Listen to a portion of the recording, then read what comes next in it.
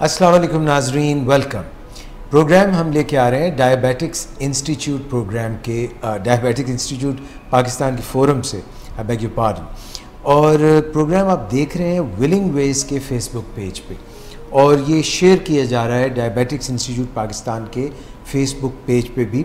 और बाद में यही प्रोग्राम आप वेबसाइट जो है डायबिटिक इंस्टीट्यूट पाकिस्तान की, उस पर भी ये प्रोग्राम अपलोड कर दिया जाएगा, वहाँ देख सकते हैं। उसके अलावा आप ये प्रोग्राम जो है हमारे डायबिटिक्स इंस्टीट्यूट पाकिस्तान के मुख्तलिफ़ फेसबुक पेजेस हैं। फ़िलहाल हम ये प्रोग्राम लाहौर स्टूडियो से कर रहे हैं, मगर हमारे जो है डायबिटिक्स इंस्टीट्यूट पाकिस्तान की ब्रांच कराची में भी है। तो ये एक ओवरव्यू मैं आपको देना चाह रहा था। प्रोग्राम क्योंकि हम जिस जगह से कर रहे हैं, यहीं पर हमारा diabetics institute Pakistan 71 jail road Lahore पे हमारा आउटडोर डायबिटिक्स ट्रीटमेंट सेंटर भी है, और उसको हेड करते हैं गुज़श्ता 20 साल से ज़्यादा से डॉक्टर मोहम्मद इम्तियाज़ हसन, जो कि एक कंसल्टेंट हैं और वो एक डायबिटोलॉजिस्ट हैं, और 20 साल से ज़ायद मुद्दत से वो यहाँ पे अपने मरीज़ों की खिदमत कर रहे हैं, इलाज कर रहे हैं।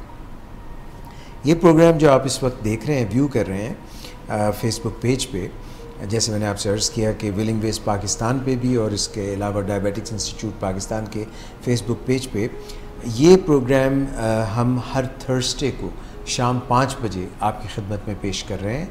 और ये प्रोग्राम तकरीबन कमो बेश हमने 1 साल से ज़्यादा अरसे से आप लोगों की अवेयरनेस के लिए free, obviously you don't have to pay any subscription to this to watch this show. ये टाइम स्पेयर करते हैं डॉक्टर इम्तियाज़ हसन और हमारी जो टीम है आपके लिए। और उसकी वजह यह है कि कई दफ़ा डॉक्टर्स जो हैं वो अपने कंसल्टेशन रूम में काफ़ी हैवी आउटडोर पेशेंट्स होते हैं, बहुत पेशेंट्स होते हैं, और वो सारी क्वेरीज़, वो सारे सवालों के जवाब एट टाइम्स नहीं दे पाते। तो फिर डॉक्टर्स से ये कहते हैं कि जी आप तो टाइम नहीं देते हैं, ख़ास तौर पे जो बिज़ी कंसल्टेंट्स होते हैं लाइक डॉक्टर इम्तियाज़ हसन। तो this programme is geared towards this fact कि जो बातें आपके जहन में वाइट कॉलर देख के डॉक्टर साहब के सामने जाके आप भूल गए, पूछना भूल गए, या आप अच्छी तरह से अपनी निगहदाश्त नहीं कर पा रहे हैं, तो ये इन प्रोग्राम से विसातत से आप तक ये सारी बातें पहुंच जाएं। सो आपका फ़ीडबैक मिलता है, बड़ा ज़बरदस्त फ़ीडबैक मिलता है, जिसकी वजह से हमें अच्छा लगता है।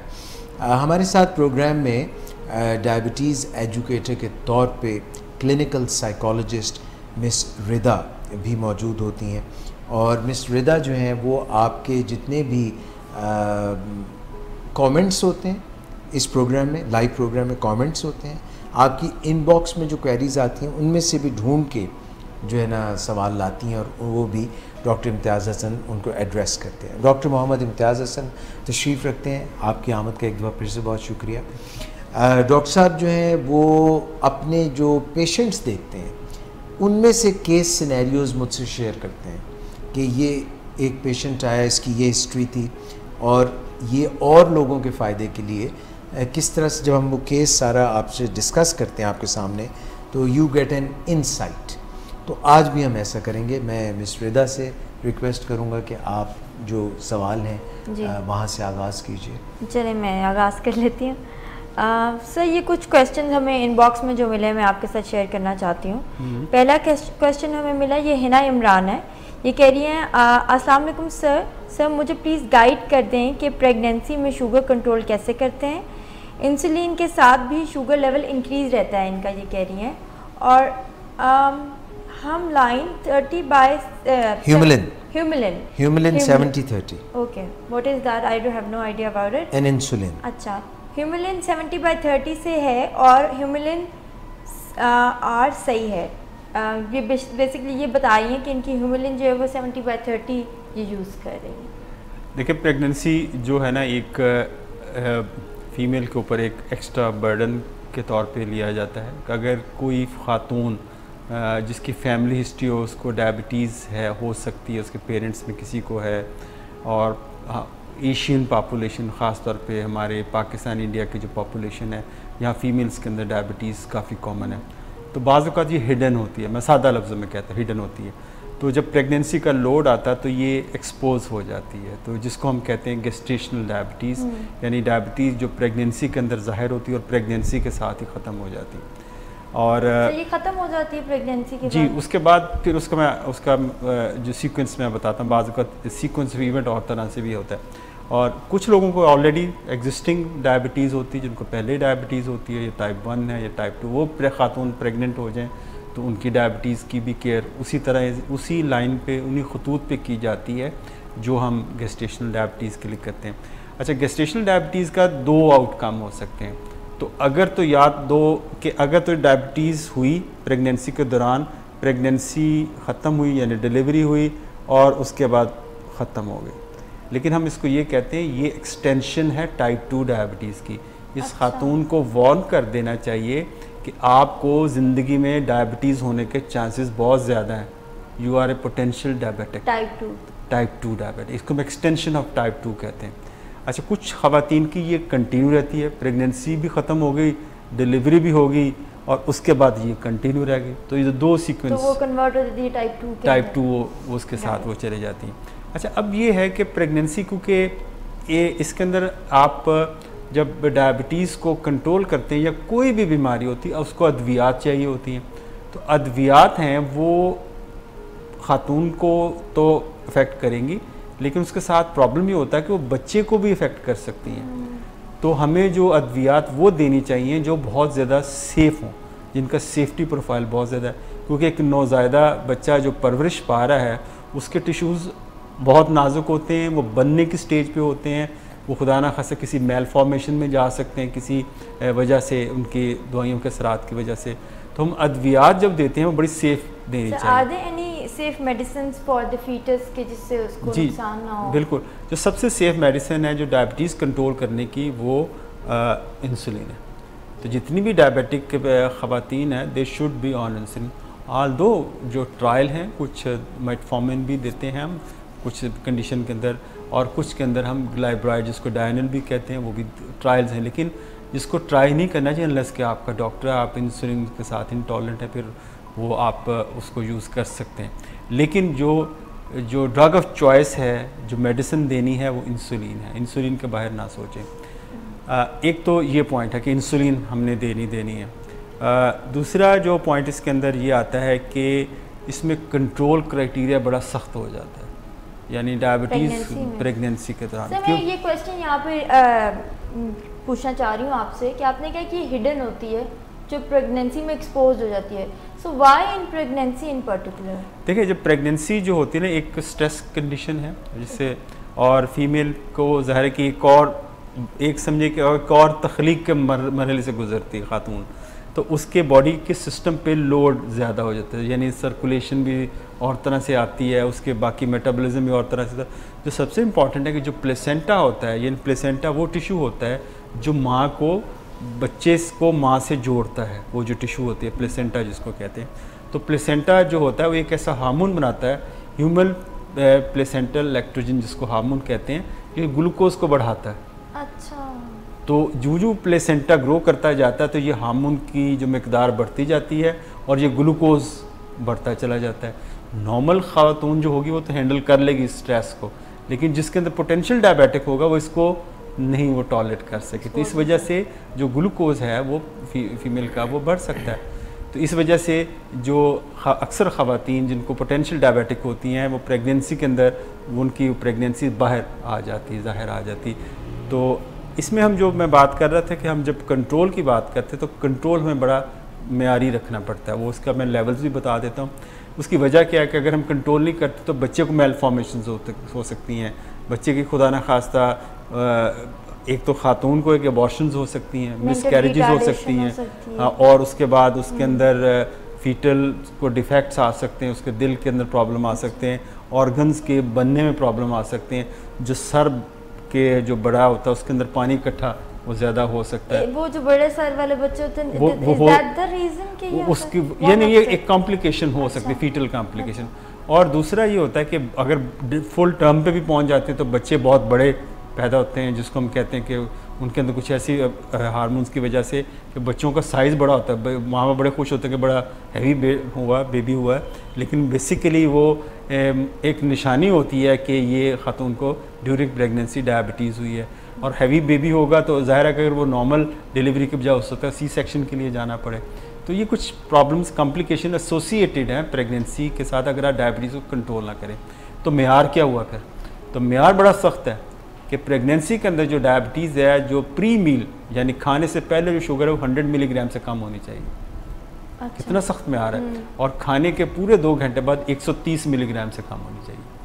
अगर इस मेयार को हम टच करते हैं तो हम वी होप कि जो आपकी जो पेशेंट की जो प्रेगनेंसी है वो नॉर्मल लेवल्स पे जा सकती है।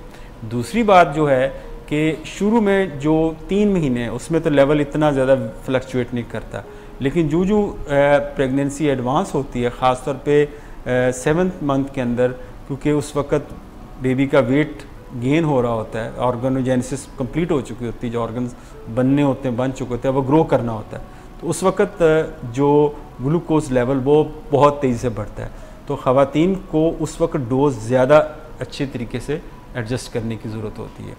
इसमें जैसे ये खातून है ना, ये 70-30 ले रहे हैं। 70-30 एक कॉम्बिनेशन है, शॉर्ट एक्टिंग लॉन्ग एक्टिंग है, इसमें डोज एडजस्टमेंट की बड़ी इश्यूज़ होते हैं। तो मैं वैसे ज़ाती तौर पे हम जो प्रैक्टिस करते हैं, हम 2 तरह से हम इसको ट्रीट करते हैं। एक तो हम आर, जिसे आपने कहा हिमोलिन आर और एन को मिक्स करके देते हैं। उसमें आप आर एन सुबह ले सकते हैं, शाम को भी ले सकते हैं, अगर ज़रूरत पड़े तो दोपहर को आर का शॉट ले सकते हैं। या हम बेजल बोलस थेरेपी हमने कई दफ़ा की है।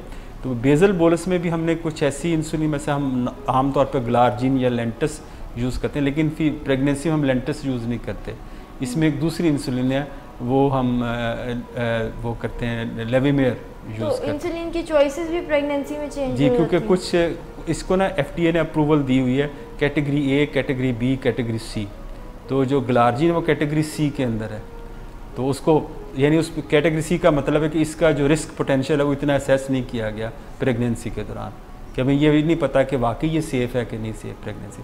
जो लेविमेयर है तो डेटिमेयर के नाम से, जो इसका फार्मूला डेटिमेयर के नाम से है, तो लेविमेयर इंसुलिन ये प्रेगनेंसी के अंदर सेफ़ है, ये FDA ने अप्रूव किया हुआ है। और दूसरी जो प्रेगनेंसी के अंदर जो सेफ़ दवा है जो खाने को कंट्रोल करती है वो लेस्प्रो है, जिसे हिमोलॉग के नाम से आती है। या तो ये बेजल बोलस पे चले जाएं या हिमोलिन आर और एन के साथ ये अपने शुगर को कंट्रोल करें। तो काफ़ी डिटेल में डॉक्टर साहब ने बता दिया। डॉक्टर साहब ये बताइएगा कि प्रेगनेंसी में ये जो आपने कहा था कि ये फिर गायब हो जाती है, तो ये ख़त्म तो प्रेगनेंसी के बाद, प्रेगनेंसी के बाद कुछ लोगों में थोड़ी देर के लिए गायब हो जाती है, रीअपीयर हो सकती है, रीअपीयर हो सकती है, छुप जाती है ये। तो क्या करें ऐसा लोग कि उनको प्रेगनेंसी से पहले पता चल जाए? देखिए, जो 2 चीज़ें हैं। एक तो अगर तो एग्जिस्टिंग डिजीज़ है, अगर डायबिटीज़ है तो फीमेल डायबिटिक है और वो कंसीव करना चाह रही हैं, तो उनको प्री कंसेप्शन काउंसलिंग होनी चाहिए। ओके। कि उसके के ये प्रॉब्लम्स होते हैं प्रेगनेंसी के अंदर, ये होगा। काउंसलिंग, प्री कंसेप्शन काउंसलिंग क्या होती है? बहुत सारी ख़वातीन हो सकती हैं ओरल टैबलेट ले रही होती है, ठीक है, और बहुत सारी ब्लड प्रेशर की भी दवा ले रही होती हैं, कोलेस्ट्रॉल की भी दवा ले रही हैं, शुगर की दवा भी ले रही हैं। तो the moment pregnancy test positive आ गया तो वो कई दफ़ा ख़वातीन दवाई कंटिन्यू की हुई तो उन्होंने, तो उस दवाई के इफ़ेक्ट्स आ सकते हैं फीटस पे। Foetus immediately when the pregnancy test is positive, they should immediately report to their doctor, concern doctor से बात करें कि ये हो गया, तब सारी दवाइयाँ you have to take them out, वो आपको ले करके आपको इंसुलिन पे स्विच करते हैं। और फीमेल ओनली इफ अगर वो दवाइयाँ ले रही हैं, लेकिन अगर नहीं कोई ले रहा और उसको उस प्रेगनेंसी में एक्सपोज्ड होती है। हाँ, तो गेस्टेशनल डायबिटीज़ में ऑब्वियसली उनको तो पता नहीं होता कि है। अच्छा, गेस्टेशनल डायबिटीज़ के जो सबसे इम्पॉर्टेंट जो बात है ना, जो मैं कई दफ़ा फील करता हूँ, हाँ, हमारे मुल्क में पेशेंट को जब वो डिलीवरी के वक्त उसको डिलीवरी हो जाती है, बेबी गर्ल है या बेबी बॉय है, उसी खुशी में वो हॉस्पिटल से डिस्चार्ज हो जाते हैं। But they should be counselled. 2 चीज़ों के लिए काउंसलिंग करनी चाहिए। फॉर फर्दर प्रेगनेंसीज कि whether they are suitable, right, ठीक है, कि वो उसके लिए सूटेबल कैंडिडेट्स हैं, कि उसके लिए अग्री प्रेगनेंसी को टॉलरेट कर सकते हैं कि नहीं कर सकते। कोई क्योंकि इस प्रेगनेंसी के दौरान कोई कॉम्प्लिकेशंस अगर हुई हैं तो obviously you are not let them to conceive next time, ठीक है ना। तो अच्छा, अब ये उसमें भी एक ये बात, दूसरा क्या है, उसको खातून को ये बताएं कि अब तो आपकी प्रेगनेंसी के अंदर ये डायबिटीज़ हुई है, अब आप पोटेंशियल डायबिटिक हैं, आपको डायबिटीज़ होने का ख़तरा है, तो क्या करना है आपने, घर जाके पंजीरियाँ नहीं खानी, ठीक है। बहुत हमारे मुल्क में वो देसी घी में बनी पंजीरियाँ हैं और उसको कहते हैं जिसको तो बड़ी कमज़ोरी हो गई है, इसको बहुत सारी ग़िज़ा दें, तो उसका नतीजा क्या होता है, ख़वातीन बहुत ज़्यादा वेट गेन कर लेती हैं। तो वेट गेन, आपको पता है कि वेट जो एक्सेसिव वेट है वो एसोसिएटेड है डायबिटीज़ के साथ, डायबिटीज़ रिस्क बढ़ जाता है, ठीक। तो अब ये जो है कि उसको ये काउंसल करना, डाइटरी काउंसल देनी और उसको ये कहना है आपको डायबिटीज़ होने का ख़तरा है, आपने अपना वेट का कंट्रोल में रखना है, रेगुलर एक्सरसाइज करनी है और अपना डायबिटीज़ का स्टेटस चेक करते जाना है। वो चेक ही नहीं करते और साल गुजर जाते, पता चला डायबिटीज़ हो गई है, तो उनको इस स्टेज पे रोका जा सकता है, होने से रोका जा सकता है। जैसे हम बात करते हैं कि प्री डायबिटिक को हम रोकते हैं कि जिसको बॉर्डर लाइन के आप अच्छे अपने लाइफस्टाइल के अंदर मॉडिफिकेशन कर लें तो आप डायबिटीज़ से बच सकते हैं।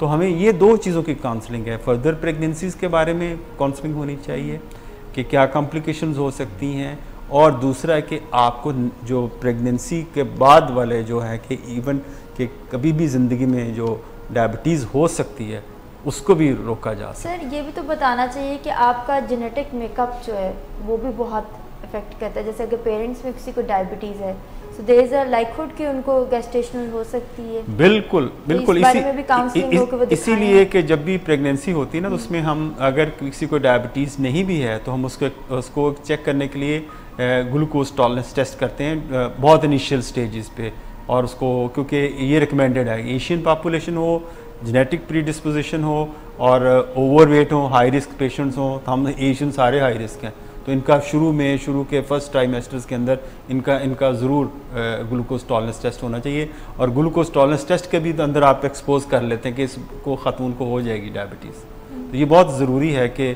हमें बड़ी एक स्ट्रक्चर्ड केयर के अंदर जाना पड़ेगा, और क्योंकि इसकी कॉम्प्लिकेशंस प्रेगनेंसी की बहुत ज़्यादा होती, ख़ास तौर पे बेबी को भी और माँ को भी।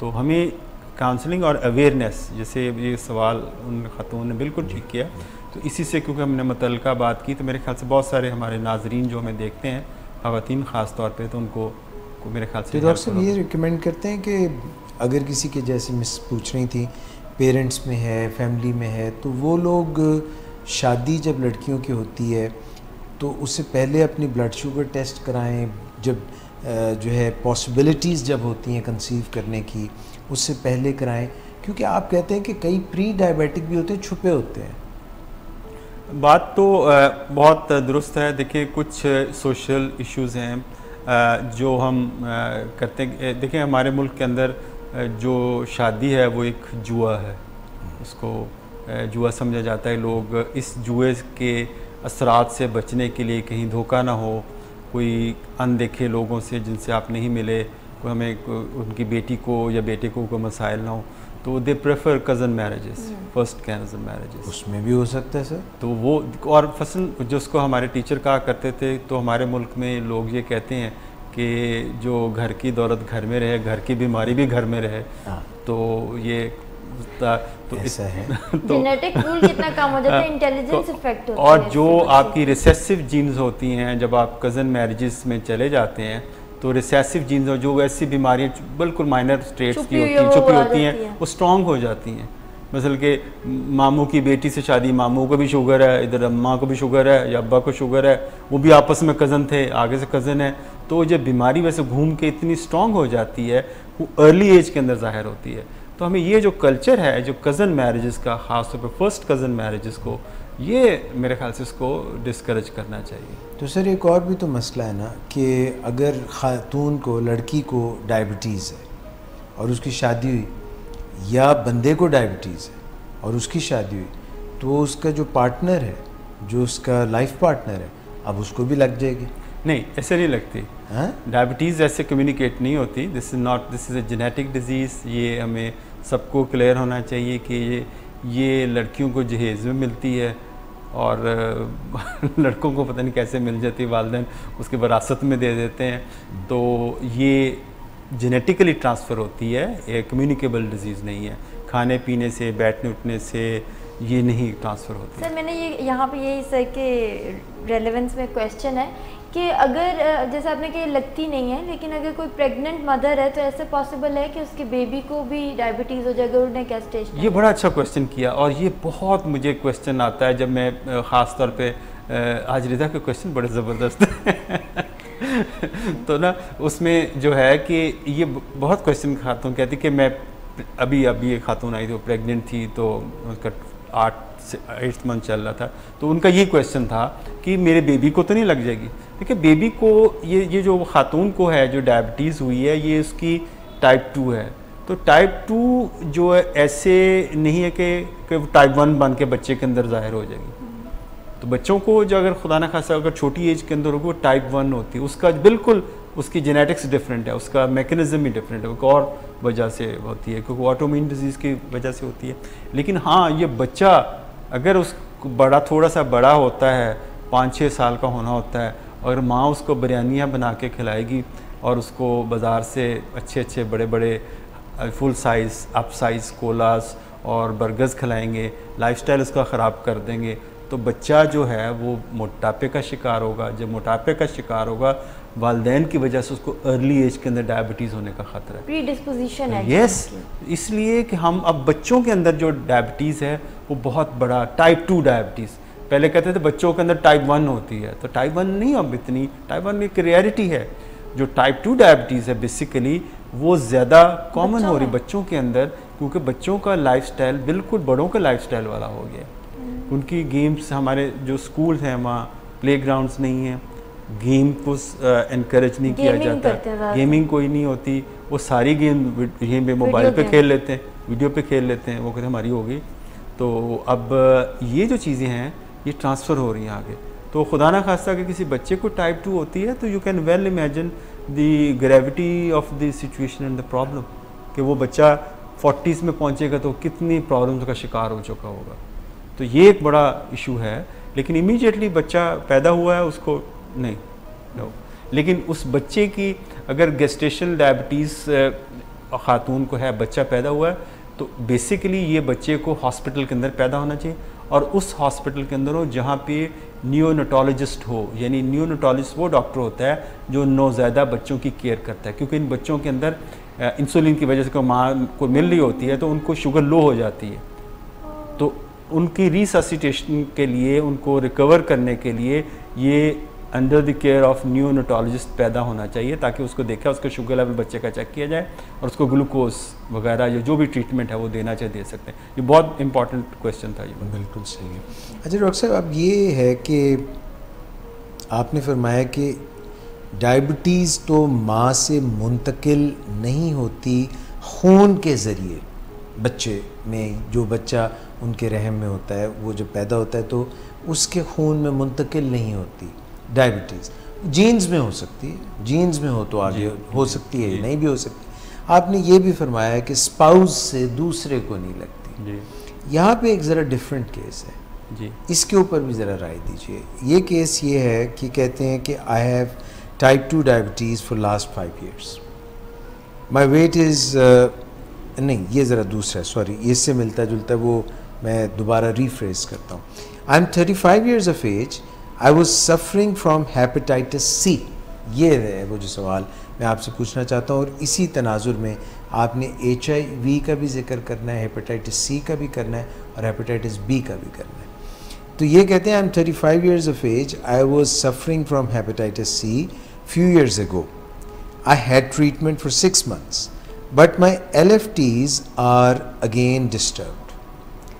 So hepatitis C था, 35 साल उम्र है, लिवर फंक्शन टेस्ट कराया, वो सारे बिगड़े हुए थे उसके results. Meanwhile, recently I was discovered as diabetic. अब इनको ये भी पता चला, पहले हेपेटाइटिस C थी, अब पता चला है कि इनको डायबिटीज़ भी है। My doctor said that both conditions are interrelated to each other. वो कैसे, ये भी आप बताइए। Should I go for treatment of HCV। हालांकि ये फरमा रहे हैं कि इन्होंने 6 महीने का पहले ट्रीटमेंट कराया, अभी फिर किसी ट्रीटमेंट का जिक्र कर रहे हैं हेपेटाइटिस सी वायरस का। Should I straight away switch to insulin? ये एक और सवाल इन्होंने किया। डॉक्टर साहब ये काफ़ी इसमें सवाल है। अच्छा, इसमें जो क्वेश्चन है ना इनका वो थोड़ा सा कॉम्प्लिकेटेड है और इनका प्रॉब्लम भी कॉम्प्लिकेटेड है, क्योंकि डायबिटीज़ इनको नहीं थी, पहले नहीं पता था। इनको हेपेटाइटिस सी था, और हेपेटाइटिस सी आपको पता है कि ये वायरल इन्फेक्शन है और कम्युनिकेट होती है, ब्लड बॉर्न डिजीज़ है, कोई भी टिश्यू के जो सिक्रीशंस होती हैं उससे ट्रांसफ़र हो जाती है, ख़ासतौर पर ब्लड से ट्रांसफ़र होती है। किसी की शेयर करने से, आप उसका रेज़र शेयर करते कोई कर ले, कोई सर्जिकल इंस्ट्रूमेंट शेयर कर ले, ख़ास तौर पे जो बहुत बड़ा सोर्स है वो डेंटल इंस्ट्रूमेंट यूजेज है। कि अगर आप कुछ लोग क्वैक्स के पास जो जाते हैं, जो क्वालिफाइड डेंटिस्ट हैं, वो स्टरलाइजेशन का स्टैंडर्ड उनका बहुत अच्छा होता है, और जो लोग अनस्टरलाइज किस्म के इंस्ट्रूमेंट यूज़ करते हैं तो ये प्रॉब्लम हो सकता है। और ख़ास तौर पे जो ख़वातीन है कान छिदवाने जाती हैं तो वो भी कुछ ऐसे वो लगा लेते हैं। सर मैंने आपसे यहाँ पे क्वेश्चन करना था, I don't know if that's relevant और नॉट। सर जो सैलून्स के अंदर जो मैनिक्योर पेडिक्योर होता है उसके लिए वो जो चीज़ें यूज़ करती हैं, फॉयलर्स है, वो सारी चीज़ें, उससे हो सकता है? देखें अगर तो वो अगर देखें वो अगर तो इतना वो कर रही हैं, देखें मैं तो ये कहते हैं जब आप बॉडी टिश्यू को स्क्रैच करते हैं किसी चीज़ से तो आपका बॉडी एक्सपोज हो सकता है वायरस से, ठीक है। तो ये स्टरलाइज होने चाहिए या डिस्पोजेबल होने चाहिए। पूरी दुनिया के अंदर डेंटल इंस्ट्रूमेंट डिस्पोजेबल यूज़ होते हैं और सारी चीज़ें जो हैं ये डिस्पोजेबल। जहाँ पे आप ह्यूमन टिश्यू को आप टच करते हैं, जहाँ पे इसकी इंटेग्रिटी ऑफ द स्किन को आप ब्रीच करते हैं, तो वो it should be sterilise definitely. तो अभी जब हम बात कर रहे थे कि जो हेपेटाइटिस सी है ये वायरल है, ब्लड बॉर्न्स है, ये इन्फेक्शन बड़ी कॉमन है हमारे मुल्क में अनफॉर्चुनेटली। इसकी बहुत सारी वजूहात हैं। जैसे भी आपने देखा कि कैंपेन चल रही है कि जो रेज़र इस्तेमाल करें, अगर आप शेविंग के लिए कुछ लोग जाते हैं बार्बर्स के पास या ख़त बनवाने के लिए जाते हैं, वो कह रहे हैं डिस्पोजेबल अपना खुद लेके जाए वो अपना, तो इसका प्रमोशन है, बड़ी अच्छी बात है। वैसे लोगों के अंदर ये अवेयरनेस आ रही, जो सिरिंजेस हैं वो रीयूज़ ना की जाएँ, दूसरी एक सिरिंज दूसरे से ना लगाई जाए। हम जब छोटे होते थे वो लोग डॉक्टर था वो सिरिंज वही बाल के लगा रहा होता, पूरे मोहल्ले को वही चल रही होती थी। तो ये जो स्टरलाइजेशन ऑफ इंस्ट्रूमेंट्स बहुत ज़रूरी है। अच्छा, अब ये हो गई है, अब इसको अब इसका ट्रीटमेंट भी है। ट्रीटमेंट कुछ साल पहले, कुछ साल तकरीबन अब शायद 10 साल भी नहीं हुए, तो इसका इलाज इंजेक्शंस के थ्रू था, जिसको इंटरफ्रॉन के इंजेक्शंस लगते थे। फिर हफ्ते में एक दफ़ा, पहले रोज़ एक दिन छोड़ के एक दिन लगते थे, फिर हफ्ते में एक दफ़ा, फिर इस तरह इंजेक्टेबल ट्रीटमेंट सब। पेशेंट इससे काफ़ी खाइफ होते थे कि इंजेक्शन कब लगेंगे, 6 माह टीके लगते हैं। और इससे इंटरफ्रॉन के अपने साइड इफ़ेक्ट्स भी होते थे कि फ्लू लाइक सिम्टम आती थी, बुखार होता था, थायराइड फंक्शन और डिप्रेशन इसके साथ, इस ट्रीटमेंट के साथ एसोसिएटेड होता है इंटरफ्रॉन। तो उसके साथ इसकी, क्योंकि इसने बड़े ब्रेक थ्रू हुआ, इसका बहुत बड़ा जो ब्रेक थ्रू हुआ कि इसका ओरल ट्रीटमेंट अवेलेबल है, हेपेटाइटिस बी का भी और हेपेटाइटिस सी का भी। टैबलेट्स आ गई, अब टैबलेट यूज़ की जा सकती है। तो इससे काफ़ी हुआ। शुरू में ये इलाज काफ़ी महंगा था ड्यू टू सर्टेन रीजंस, अब ये इलाज काफ़ी जो सस्ता हो गया हुआ है। इसमें गवर्नमेंट भी सपोर्ट कर रही है, वो कुछ लोगों को घर पे इलाज उनका चला मिलता है, और मेरे ख्याल से इलाज की जो कॉस्ट ऑलमोस्ट काफ़ी कम हो गई, एक रीज़नेबल कॉस्ट है। अच्छा, अब ये है कि इन्होंने, जैसे इन मोहतरम ने हमारे, इन्होंने इसका इलाज करवाया, हेपेटाइटिस सी का इलाज करवा चुके हैं जी, और अभी उन्होंने टेस्ट कराया तो उनके हेपेटाइटिस जो LFTs है, लिवर फंक्शन टेस्ट हैं, वो जो पहले ठीक हो गए होंगे तो वो देखा दोबारा गड़बड़ हो गए ऐसे ही। तो अब इनको ये शक पड़ गया कहीं दोबारा तो नहीं हो गया, तो इसकी पॉसिबिलिटी है रिलैप्स जिसको हम कहते हैं, रिकर हो जाती है डिज़ीज़, दोबारा आ जाती है। क्योंकि वायरस जो ही आपका बॉडी का इम्यून सिस्टम वीक होता है तो ये वायरस दोबारा रीएक्टिव हो जाते हैं। तो इसके लिए ज़रूरी है कि ये अपना पहले एक PCR टेस्ट होता है वो अपना करवाएं। ये ख़ास टेस्ट होता है जो आपको ये बताता है कि जो बॉडी के अंदर वायरस है क्या वो इस काबिल है, उसकी मल्टीप्लिकेशन है उसके अंदर, यानी इतनी ताकतवर हो गया, दूसरे सादा लफ्ज़ों में कि वो इतना वायरस तादाद में मौजूद है कि वो बीमारी कॉज कर सकता है, जिसको हम कहते हैं डिटेक्टेड और नॉट डिटेक्टेड। अगर report not detected, nothing to worry about. अगर डिटेक्टेड आती है, now you should be worried about your treatment. अब आपको ट्रीटमेंट शुरू करना है। ट्रीटमेंट मुख्तलिफ ट्रीटमेंट से पहले उसकी देखना कि किस टाइप का वायरस है, इसकी जीनोटाइप क्या है। कुछ जीनोटाइप हैं रेजिस्टेंट टू ट्रीटमेंट हैं, कुछ जीनोटाइप ऐसी हैं जो इसके साथ ट्रीटमेंट बड़ा अच्छा है। वायरस में भी ऐसे होता है जानू टाइप?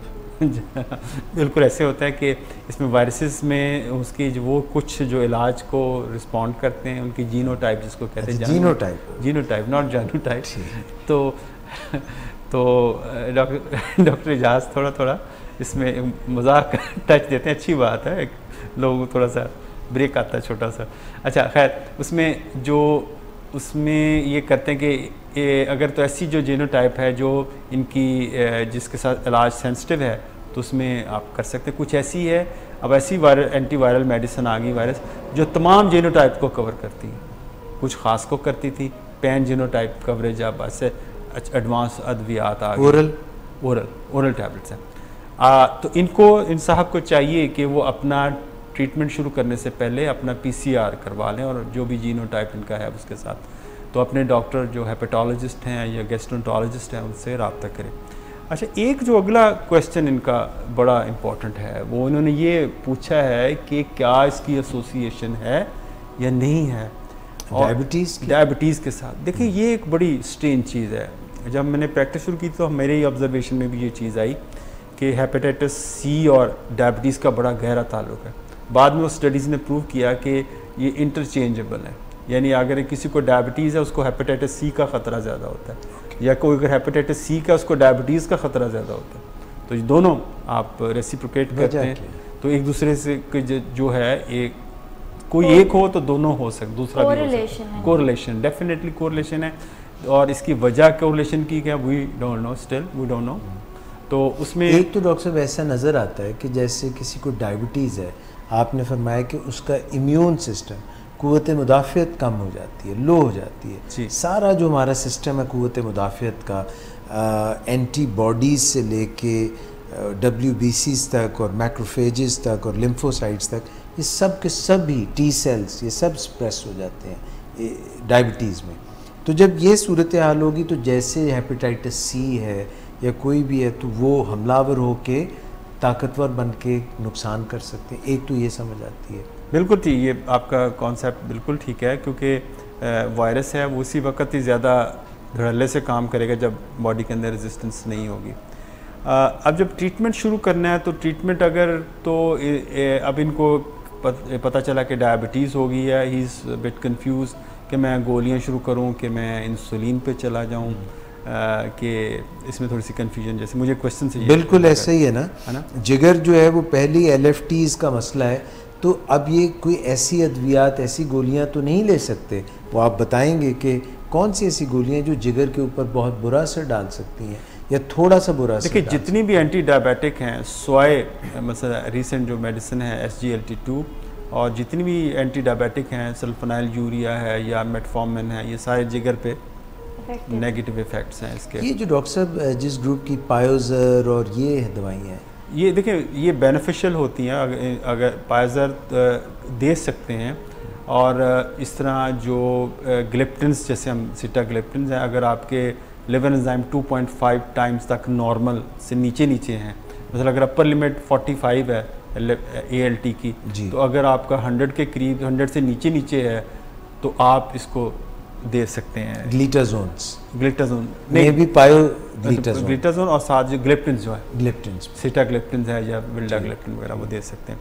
लेकिन जो बेस्ट ट्रीटमेंट है, तो कोई भी जो ट्रीटमेंट है उस वक्त सक्सेसफुल नहीं हो सकता जब तक आप शुगर को कंट्रोल नहीं करते। The most effective to control the blood sugar level is insulin. You know कि जितनी भी A1C आपका हो तो उसको ये नीचे ले आता है।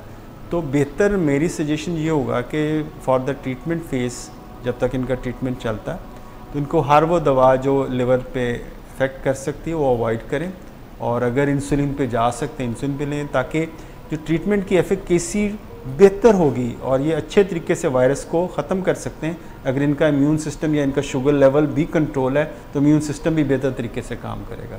तो मेरा ख्याल है कि उस वक्त इनको इंसुलिन पे भी कंट्रोल कर सकते हैं। अगर इनको बहुत माइल्ड किस्म के A1C उन्होंने नहीं लिखा, अगर बहुत माइल्ड किस्म की कोई है तो फिर तो ओरल टैबलेट से काबू किया जा सकता है इसको।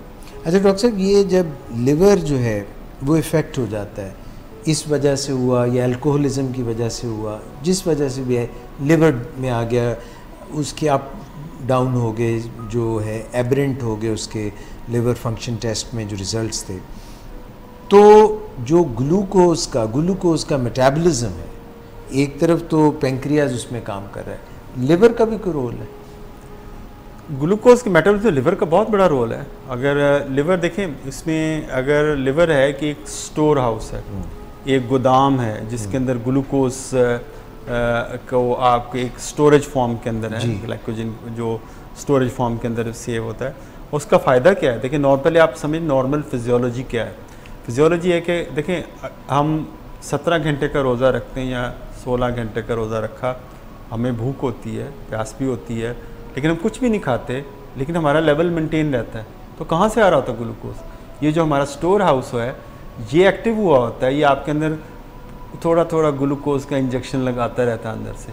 ये जिगर है जो आपके लेवल को मेंटेन रखता है under the influence of glucagon, क्योंकि जब आपका ग्लूकोज लेवल कम होता है तो ग्लूकागॉन एक्टिव हो जाता है। तो ग्लूकागॉन वो हार्मोन है जो शुगर को बढ़ाता है, अल्फा सेल जो बीटा अल्फा सेल से जो बनता है। तो ग्लूकागॉन के अंदर फिर ये ग्लूकोज निकलना शुरू हो जाता है आपके लिवर से, जो आपके ग्लूकोज लेवल को मेंटेन रखता है। ये नॉर्मली है। तो डायबिटिक के अंदर ये सिस्टम अनचेक्ड हो जाता है। अनचेक्ड कैसे हो जाता है कि इनके अंदर ग्लूकागॉन ज़्यादा बनता है, जो अल्फा सेल वो बहुत काम कर रहे होते हैं, और जिनको काम करना है जो कम काम कर रहे हैं, बीटा सेल वो कम इंसुलिन बना रहे होते हैं, यानी इंसुलिन कम बन रही होती है डायबिटीज़ के अंदर, ग्लूकागॉन ज़्यादा बन रहा होता है अल्फा सेल के ज़्यादा काम करने की वजह से। तो उसका नतीजा क्या निकलता है? शुगर बढ़ जाती है। ना चाहते हुए भी आपके तो रिक्वायरमेंट बॉडी की नहीं है कि आपका ग्लूकागॉन ज़्यादा बने। तो डायबिटिक के अंदर इंसुलिन की डेफिशिएंसी की वजह से ग्लूकागॉन ज़्यादा बनता है, तो उस वजह से ग्लूकोज लिवर से ज़्यादा एक्सक्रीट होता है। और अगर इसका एक और प्रोटेक्टिव मैकेनिज्म है कि आप इंसुलिन ले रहे हैं, लिवर काम नहीं कर रहा, तो अगर शुगर लो होती नॉर्मली होगा, अगर आपने कोई दवाई खाई है, हाइपोग्लाइसीमिया हुआ, तो हाइपोग्लाइसीमिया का इनिशियल रिस्पॉन्स क्या होगा? ये लिवर को एक्टिव करेगा कि अंदर से ग्लूकोज भेजो, जो कुमक है वो अंदर से पहले मिले। जब तक आप बाहर से नहीं दे रहे, कोई ग्लूकोज नहीं देते, तो आपका लिवर उसको try to compensate it. If the liver is not functioning up to the mark, obviously the hypoglycaemia will be more worse, वो ज़्यादा वर्स हो जाएगा, वो ज़्यादा ख़तरनाक हो सकता है। जैसे बहुत एडवांस स्टेज आ गई अल्कोहलिज्म के, या खुदा न खास्ता हेपेटाइटिस सी अनट्रीटेड में, वो जो सिरोसिस ऑफ लिवर होता है, उसमें लिवर में से कोई ग्लूकोज नहीं निकलेगी, उसको कोई स्टोर नहीं ना होता। तो उसकी वजह से जो हाइपोग्लाइसीमिया खासतौर पे एडवांस लिवर डिजीज़ के अंदर it becomes a very serious problem, क्योंकि आपका शुगर लेवल खुदा न खास्ता लो हो गया, तो अनलेस कि आप बाहर से कोई इसको ठीक करें, अंदरूनी सिस्टम वो आपका इंटरनल जो सिस्टम है वो काम नहीं कर रहा होता। डॉक्टर साहब ये फरमाइएगा कि एक शख्स था इंसुलिन ले रहा था यूनिट्स, कुछ number of X number of units, Y number of units वो ले रहा था, आर के एन के।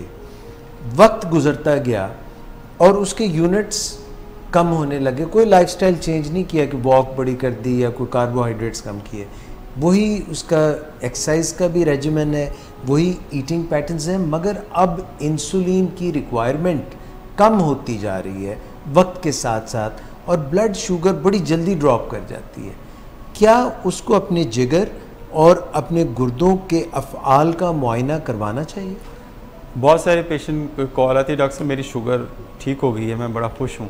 मैंने आप खुश ना हो, अपने किडनी के टेस्ट करवाएं, क्योंकि बाज़ औक़ात जो किडनी एडवांस किडनी डिजीज़ के अंदर जब आपका क्रेटिनिन पेशेंट का ज़्यादा हो जाता है और किडनी काम नहीं करते, उसकी वजह ये है कि जो इंसुलिन है ये, क्योंकि जो भी हमारे अंदर हार्मोन बनता है वो एक मेटाबॉलिज्म के अंदर, मेटाबॉलिज्म के दो हिस्से होते हैं, एक होता है एनाबॉलिज्म, एक होता है कैटाबॉलिज्म।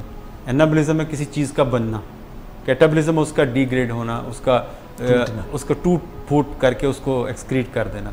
तो जो इंसुलिन का बन तो रही होती है लेकिन वो कैटाबॉलिज्म नहीं हो रहा होता है, स्टे करती है फॉर वो किडनी के अंदर, kidney they play a very vital role in catabolism of the insulin. तो उसकी वजह से जो इंसुलिन आपने एक दफ़ा लगा दी वो फिरती रहेगी, घूमती रहेगी बॉडी के अंदर, तो वो शुगर की जो आप लेवल है उसको डिक्रीज़ कर सकती है।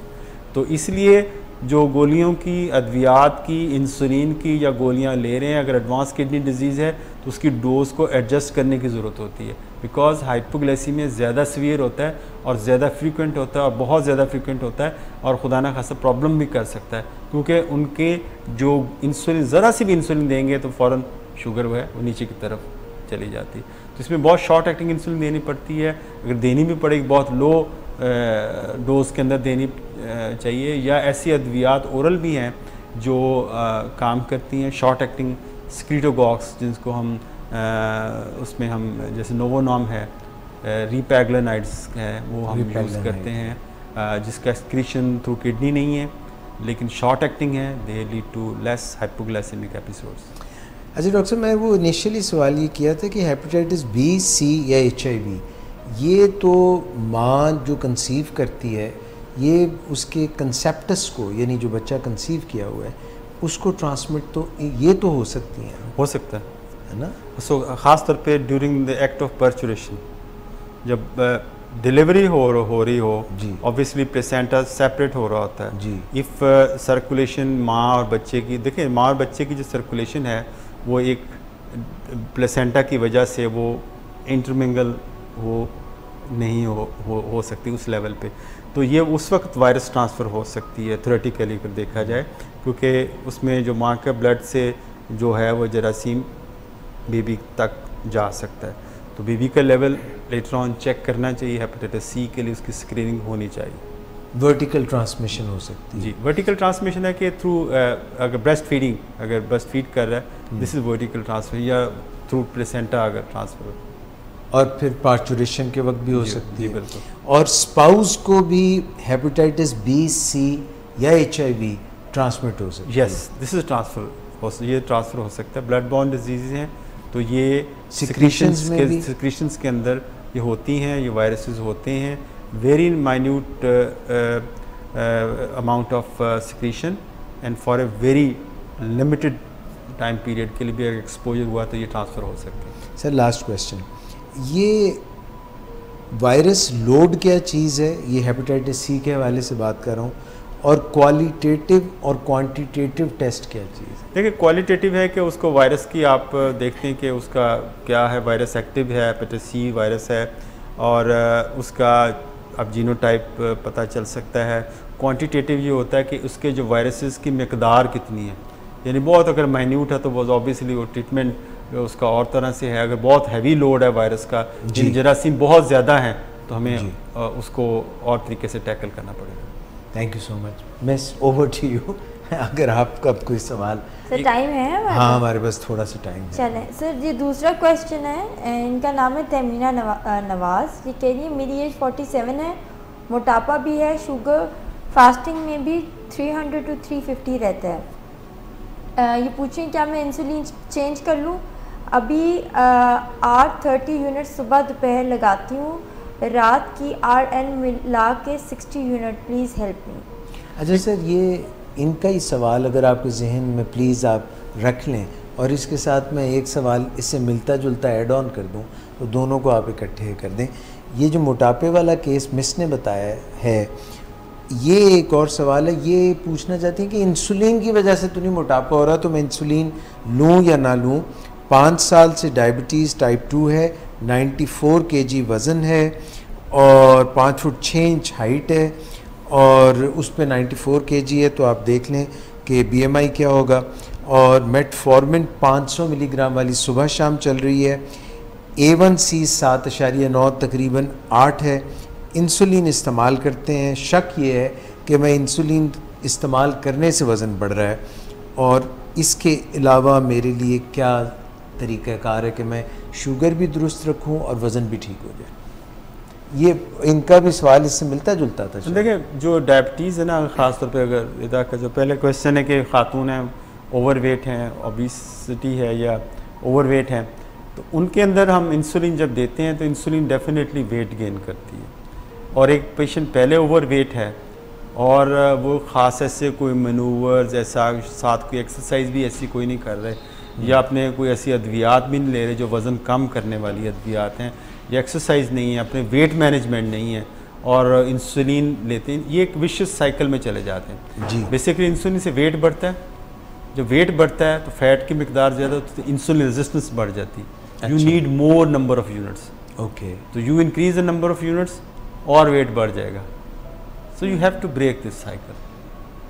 कैसे करेंगे कि इस पेशेंट को एक्टिव लाइफस्टाइल को वो जितना कर सके उसको करें, और डाइट पे बड़ा सख्त कंट्रोल करें, बहुत सख्त कंट्रोल, जिसको हम कहते हैं मन मारने वाली बात है। अगर मन मार सकते हैं तो बहुत अच्छा कंट्रोल होगा। Try to cut down the insulin doses, वो उसको कम करें।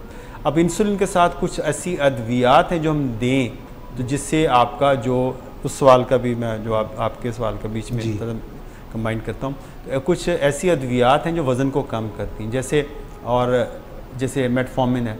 अगर मेटफॉर्मिन अच्छी डोज में ऐड करें वो आप जो पेशेंट का वेट भी कम होगा, इंसुलिन रेजिस्टेंस भी कम होगी, नंबर ऑफ़ इंसुलिन यूनिट्स भी कम होंगे।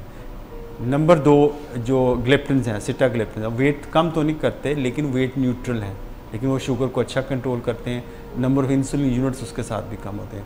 रिसेंटली एक ऐसी जो अद्वियात, 2 अद्वियात आ गई हैं, एक है SGLT2 इनहिबिटर्स जिसमें डेपाग्लिफ्लोजिन है, पाकिस्तान के अंदर अवेलेबल है कहना, और जो एम्पाग्लिफ्लोजिन ये अवेलेबल नहीं है पाकिस्तान के अंदर अभी, लेकिन डेपाग्लिफ्लोजिन अवेलेबल। ये यूरिन के अंदर ग्लूकोज को एक्सक्रीट करते हैं। जब ग्लूकोज एक्सक्रीट होता है you have excessive loss of calories, क्योंकि 200 से लेके 300 कैलोरीज पर डे लूज़ करता है इस दवाई के। और फिर ये होता है कि ये वेट को भी कम करती है कैलोरीज लॉस की वजह से। इससे भी आपके इंसुलिन की डोजेज काफ़ी कम, स्टडीज़ ने प्रूव किया है कि SGLT2 जब यूज़ करते हैं तो इससे इंसुलिन की डोजेज कम होती है। तीसरी चीज़ जो है वो GLP-1 एगोनिस्ट, यानी ऐसे अद्वियात जो इंजेक्टेबल हैं, जब उसको इंसुलिन के साथ कंबाइन करते हैं तो उससे वेट भी कम होता है, शुगर भी बेहतर होती है और इंसुलिन की डोजेज भी डिक्रीज़ होती है। तो और ख़ास तौर पे जो ओबीस पेशेंट हैं, अगर, और मेरा ख्याल है कि before switching to the insulin straight away we can think about to use these kind of medicine in those cases. इसमें हम ये कर सकते हैं कि GLP-1 में 2 पाकिस्तान के अंदर अवेलेबल है। एक है डेली इंजेक्शन लगाने वाला लीराग्लूटाइड, पाकिस्तान में अवेलेबल है। एक वंस अ वीक ड्यूलाग्लूटाइड के नाम से, ट्रूलिसिटी का उसका कमर्शियल नेम है, वो अवेलेबल है वंस अ वीक। तो ये बड़ा पॉपुलर हो रहा है आजकल कि हफ्ते में एक टीका लगाना है और उससे कंट्रोल भी बेहतर रहेगा, वेट भी मैनेज होगा, इंसुलिन की डोजेज भी कम लगेगी और शुगर भी अच्छी कंट्रोल रहेगी। सर एक कार्बोज भी यूज़ कर सकते हैं? जी, एक कार्बोज भी यूज़ किया जाता है, लेकिन एक कार्बोज का वेट पे तो डायरेक्ट इफेक्ट नहीं होगा, लेकिन जो पोस्ट मील ग्लूकोज लेवल है उस पर अच्छा इफेक्ट है। डॉक्टर साहब एक पहले 5-10 साल पहले एक दवाई आई थी, वो कुछ दिल की धड़कन को भी तेज़ करती थी, वज़न को भी कम करती थी, वो बड़ी पॉपुलर हुई, फिर FDA ने बैन कर दी। उसके कुछ साइड इफ़ेक्ट्स ऐसे आ गए थे जिसकी वजह से कुछ ऐसे प्रॉब्लम थे, उनको वार्निंग इशू हुई। फिर वार्निंग के बाद डेफिनेटली, क्योंकि जब भी कोई दवाई आती है उसका पोस्ट मार्केटिंग सर्वे होता है कि उसके, और एडवर्स इवेंट रिपोर्टिंग होती है, और FDA की ये उसकी उनने कदगन लगाई हुई है कि कोई भी एडवर्स इवेंट, अगर किसी को छींक भी आई है उस दवाई के बाद, they have to report it. तो अब उसके साथ ये थे कुछ एडवर्स इवेंट ऐसे थे जो लाइफ थ्रेटनिंग थे, तो उस वजह से उसको वापस लेना पड़ा। अच्छा डॉक्टर साहब, एक ऐसी कोई दवा भी है जो खाते हैं तो मैदा जो है वो कुछ ग़िज़ा जो है उसको आगे धकेल देता है, या इंटेस्टाइन्स, और वो वज़न कम करने में भी इस तरह की भी है, मगर उसके साथ लोगों को कुछ ऐसी प्रॉब्लम आती है कि स्टूल में जैसे जो है ना कुछ ऑयली महसूस होता है, या समथिंग लाइक दैट। इसमें हम ऑर्लिस्टेट नाम से ये इसका फार्मूला है। ये जो हमारा जो लबलबा है एक एंजाइम बनाता है जो जिसको हम पैंक्रियाटिक लाइपेज कहते हैं। ये वो लाइपेज वो एंजाइम है जो फ़ैट जो हम खाना खाते हैं उसको स्मॉल पीसेस के अंदर ब्रेक डाउन करता है ताकि वो एब्जॉर्ब हो सकें। तो ये जो है, और फिर एब्जॉर्ब होती फिर वो सर्कुलेशन में चली जाती फ़ैट। तो ये जो दवा है ऑर्लिस्टेट जो है, ये इस पैंक्रियाटिक लाइपेज को इनहिबिट कर देती है, उसके एक्शन को ब्लॉक कर देती है। तो क्या नतीजा क्या निकला, फैट अब्जॉर्ब नहीं होगी, वो सर्कुलेशन में नहीं जाएगी, that will be excreted into the stools. So इससे ये इसके दो फ़ायदे, एक तो वेट कम होता है, दूसरा बिहेवियर मॉडिफिकेशन भी होती है। वो इसलिए होता है कि पेशेंट ये सीख जाता है विद द पैसे कि जब मैं फैटी मील लेता हूँ तो मुझे ये प्रॉब्लम होती है फैटी स्टूल्स की, तो patient tries to avoid fatty food, conditioning हो जाती है, वो उसको फूड को अवॉइड करता है जो फैटी फूड होती है। ये तो फिर सब रेशियंस को देनी चाहिए। तो और दूसरा केस कि अगर वो ले ही ली फैट, जो सालन के अंदर या रोटी के अंदर या ग़िज़ा के अंदर जो फैट है, तो ये अब्जॉर्ब नहीं होगी फैट, तो फिर ये स्टूल के अंदर एक्सक्रीट हो जाएगी और इसका वेट पे अच्छा। ये अवेलेबल है जी पाकिस्तान विद फिजिशियंस जी प्रिस्क्रिप्शन? जी फिजिशियन प्रिस्क्रिप्शन। तो सर ये जो लिपिड प्रोफाइल लोगों की HDL, LDL, कोलेस्ट्रॉल, उसके लिए जो आप लिपिड लोअरिंग एजेंट्स देते हैं, उनका वजन पे कोई उस पर कोई इफेक्ट नहीं, वो सिर्फ लिपिड्स को कंट्रोल करता है, वेट पे कोई इफेक्ट नहीं उसका। ठीक हो गया। मेरा ख्याल आज के लिए काफ़ी है, काफ़ी हमने डॉक्टर साहब को आफ्टर द क्लिनिक मगज़मारी करा दी डॉक्टर साहब की, और अभी शाम को दोबारा भी क्लिनिक करना है। तो Nazreen thank you very much doctor साहब, doctor Imtiaz Hasan, thank you very much, जज़ाकल्लाह, एंड मिस्टर रिदा आपका भी बहुत शुक्रिया। नाजरीन इसके साथ ही आज के प्रोग्राम से इजाज़त दीजिए, इसी तरह हमें सवाल करते रहिए, हम इनको शामिल करते रहेंगे और फीडबैक ज़रूर दिया करें कि आपको डॉक्टर इम्तियाज़ हसन के साथ जो हमारी डिस्कशन हुई उससे क्या फ़ायदा पहुंचा, किस तरह से आप ज़िंदगी में अपनी तब्दीली बेहतरी ला सकते हैं। Mark my words and doctor Imtiaz Hasan's words and miss Rida as clinical psychologist, behavioural change जो है, लाइफस्टाइल चेंज जो है, वो जब तक नहीं आएगा, सिर्फ दवाइयों पे जब तक तकिया होगा, तो फिर आप ये कहेंगे कि जिन पत्तों पे था तकिया वही पत्ते हवा देने लगे, फिर दवाइयों से और इंसुलिन से फ़कत कुछ नहीं होगा। We have to have a multi pronged activity and action, and then you will get the required results. And despite diabetes, क्या कहते हैं हमारा जो स्लोगन है इसका डायबिटिक्स इंस्टीट्यूट पाकिस्तान का, कि ज़ियाबीतस के बावजूद भी ज़िंदगी ज़बरदस्त है, ये आप गुजार सकते हैं। नेक्स्ट प्रोग्राम तक के लिए इजाज़त दीजिए, अल्लाह हाफ़िज़।